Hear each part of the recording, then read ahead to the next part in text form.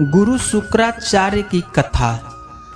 पौराणिक कथा के अनुसार शुक्राचार्य महर्षि भृगु के पुत्र और भगवान विष्णु के भक्त प्रहलाद के भांजे थे। महर्षि भृगु की पहली पत्नी का नाम ख्याति था, जो उनके भाई दक्ष की कन्या थी।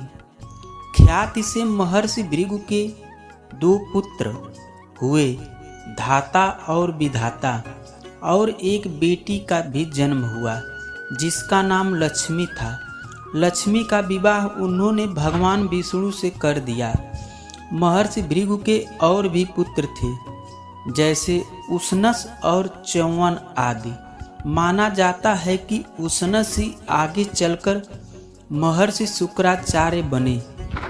दूसरी कथा के अनुसार शुक्राचार्य महर्षि भृगु और हिरण्यकश्यप की पुत्री दिव्या के संतान थे।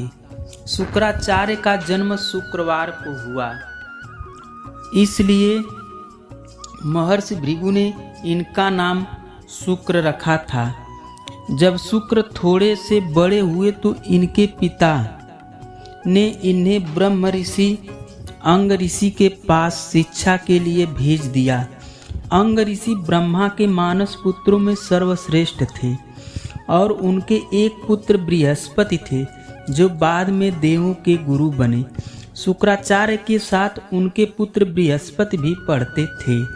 माना जाता है कि शुक्राचार्य की बुद्धि बृहस्पति की तुलना में ज़्यादा कुशाग्र थी, लेकिन फिर भी बृहस्पति के अंग ऋषि के पुत्र होने की वजह से उन्हें ज़्यादा अच्छी शिक्षा मिलती थी, जिसके चलते एक दिन शुक्राचार्य ईर्ष्यावश उस आश्रम को छोड़ के सनक ऋषि और गौतम ऋषि से शिक्षा लेने लगे।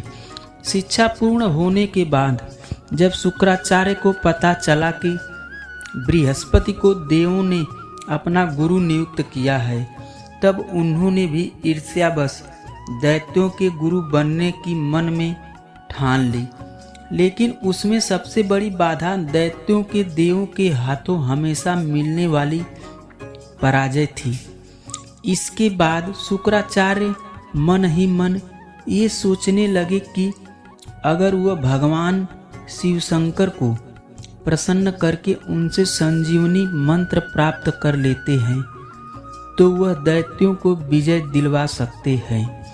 इसके बाद उन्होंने भगवान शिव की कठोर तपस्या शुरू कर दी।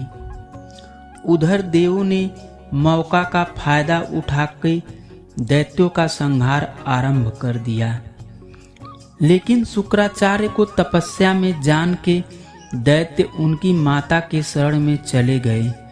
उनकी माता ख्याति ने दैत्यों की शरण दी और जो भी देवता दैत्य को मारने आता वे उसे मूर्छित कर देती या फिर अपनी शक्तियों से लकवाग्रस्त कर देती।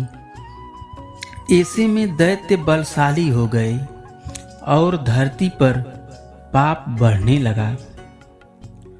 तब धरती पर पुनः धर्म की स्थापना के लिए भगवान विष्णु ने शुक्राचार्य की मां और भृगु ऋषि की पत्नी ख्याति का सुदर्शन चक्र से सिर काट के दैत्यों के संहार में देवों की ओर समूचे जगत या विश्व की मदद की।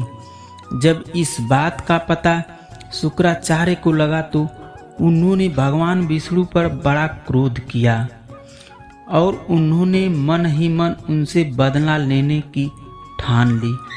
वो एक बार फिर भगवान शिव की तपस्या में लीन हो गए और कई वर्षों की घोर तपस्या के बाद भगवान शिव ने उन्हें संजीवनी मंत्र दे दिया। फिर शुक्राचार्य ने दैत्यों के राज्यों को पुनः स्थापित कर अपनी मां की मृत्यु का बदला लिया। ऐसा माना जाता है कि तब से शुक्राचार्य और भगवान विष्णु एक दूसरे के आपस में शत्रु बन गए। लेकिन ये कथा यही नहीं समाप्त होती है। उधर महर्षि भृगु को जब इस बात का पता चला कि भगवान विष्णु ने उनकी पत्नी ख्याति का वध कर दिया है, तो उन्होंने भगवान विष्णु को श्राप दे दिया कि उन्होंने एक स्त्री का वध किया है, इसलिए उनको बार बार धरती यानी पृथ्वी पर माँ के गर्भ से जन्म लेना होगा और गर्भ में रहकर कष्ट भोगना पड़ेगा।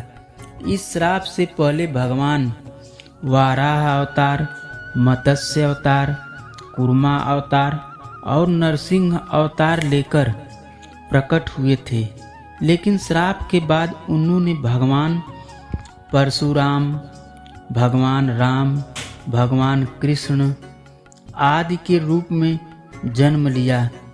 तब उन्हें माँ के पेट में रहकर पीड़ा झेलनी पड़ी।